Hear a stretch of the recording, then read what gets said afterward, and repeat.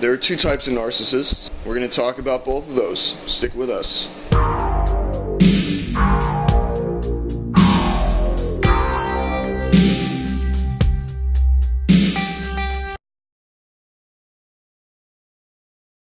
We're going to be talking today about one of my favorite topics, the two strains of narcissism. So let's jump right into it.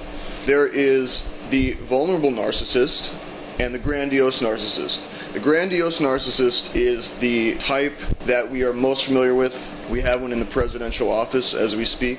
Many psychiatrists believed that it was either unethical or impossible to diagnose a person with grandiose narcissism simply by means of media exposure or journalistic writings. And then, I don't want to give away his name, but our president happened. What we're not so familiar with to this day, which is interesting because this has been understood for decades, if not centuries, is the vulnerable narcissist.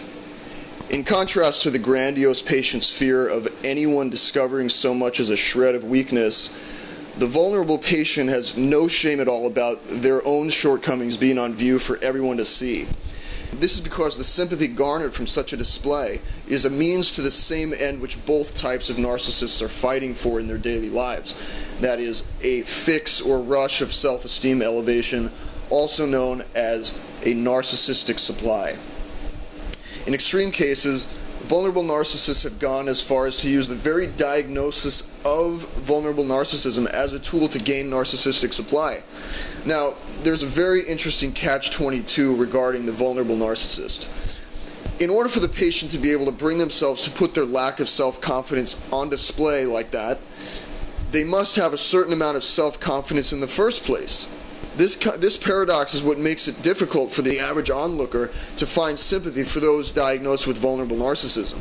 Now, not a lot of people know this, but during your first year of psychiatric study, you are required to learn how to do an impression of somebody with vulnerable narcissistic personality disorder. It goes something like this.